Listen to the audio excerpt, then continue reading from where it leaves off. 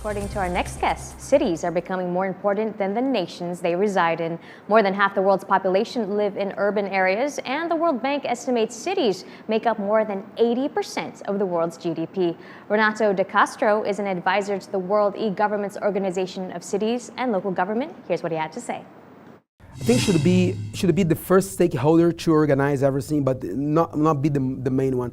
Smart city must be deep in the heart of the society. Society must take care of this, and then doesn't matter if you change government or not, it will be perpetual. You know, so that's and I think the nice thing we have now about smart cities that, well, we have city. I'm following projects in Europe that maybe are in Japan or Korea, the most developed one, and also following projects in India, completely different perspectives, but well, the application is the same, and it's working for both realities. So there is no, also when we talk about benchmarking, it's difficult to compare cities. It can be applied wherever you go, if you keep in mind that you must make life better and you must use technology to solve problems, but it's not the main issue. So of course you go to India, the first word will be infrastructure.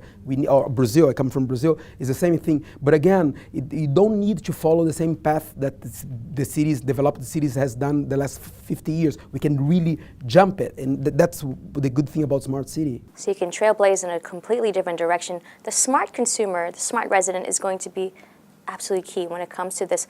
What are you seeing as the main behavioral traits of that smart consumer that will drive that direction?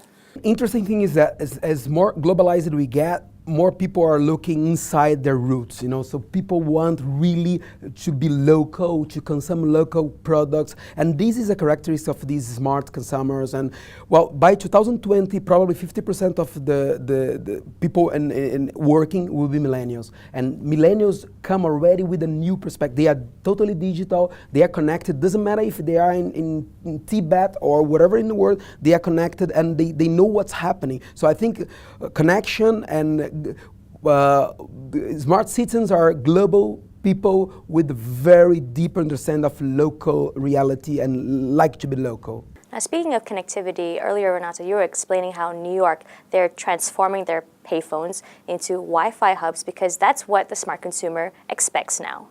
Well, yeah. Before saying this, I mean, I was following some projects in Europe and with the refugees now, and we did a research. And you know what is the #1 priority for refugees in a camp? It's connectivity. It's Wi-Fi. It's not food, water. They need to contact their parents, whatever, family, to say that they are safe. So connectivity now for us is well, an issue. And New York, they did this project. It's a PPP again. It's very important. I don't believe that the governments will do smart cities. It's private money, capital that will be invested. Of course, they will get a profit from the return, but it's a win-win situation. So Asia is in a position where perhaps we can leapfrog a little bit. What are the low-hanging fruit, perhaps, to do this?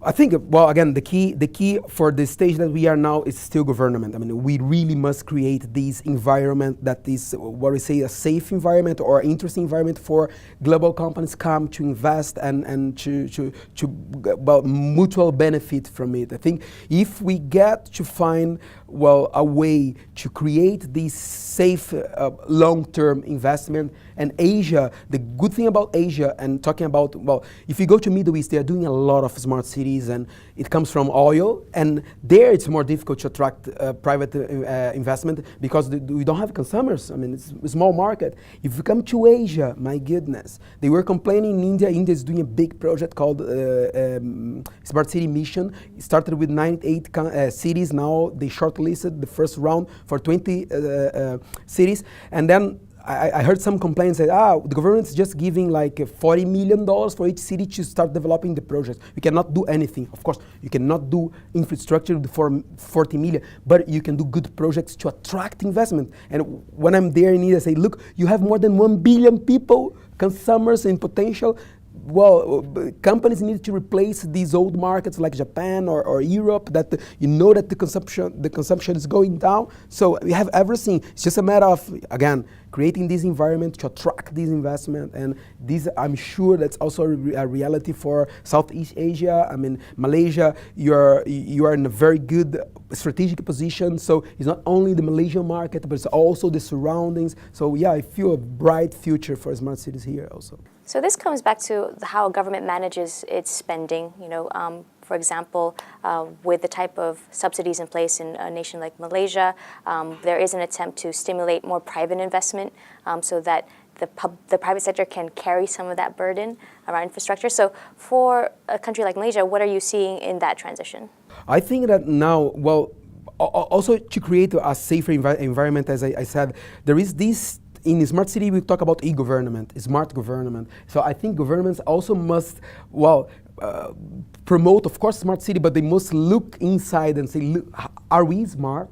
I mean, let's talk about transparency. Let's talk about the world is talking about it. I'm an international advisor for the World E-Government Organization. It's an organization from Korea, and we promote e-government around the world. And there are a lot of funds from the United Nations, the European Commission, exactly for these,